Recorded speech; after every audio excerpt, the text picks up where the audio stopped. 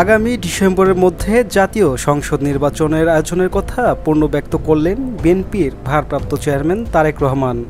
আজ রবিবার রাজধানীর কাকরাইলের ডিপ্লোমা ইঞ্জিনিয়ারিং ইনস্টিটিউশন মিলনায়তনে আয়োজিত এক আলোচনা সভায় লন্ডন থেকে ভার্চুয়ালি যোগ দিয়ে একথা বলেন তিনি। তারেক রহমান বলেন, গতকাল শনিবার প্রধান উপদেষ্টা অধ্যাপক মোহাম্মদ ইউনূসের সঙ্গে বিএনপির প্রতিনিধি দলের বৈঠক হয়েছে।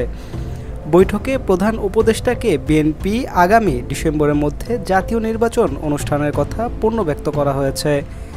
অন্তর্বর্তী সরকারের নেতৃত্বে দেশের ইতিহাসে অবিলম্বে অবাধ নিরপেক্ষ একটি জাতীয় নির্বাচন জনগণ দেখতে চায় বলে তারেক রহমান জানান। তারেক রহমান বলেন, জনগণের সরাসরি ভোটে নির্বাচিত সরকার, অন্তর্বর্তীকালীন সরকার বা তত্ত্বাবধায়ক সরকার হোক, নাগরিকদের সরকারের গঠনমূলক সমালোচনা জারি রাখতে হবে। দেশের জনগণ সরকারের করুণার পাত্র নয়। সরকার অবশ্যই জনগণের ন্যায্য দাবি মানতে বাধ্য। এখানে সরকারের মান অভিমান বা রাগ বিরাগের কোনো সুযোগ নেই। সংস্কারের বিষয়ে তারেক রহমান বলেন, অল্প কিংবা বেশি সংস্কার বলে কিছু নেই। রাষ্ট্র ও রাজনীতির প্রয়োজনে সংস্কার একটি ধারাবাহিক প্রক্রিয়া। তবে পুঁথিগত সংস্কারের চেয়ে প্রায়োগিক সংস্কারের প্রাধান্য বেশি জরুরি।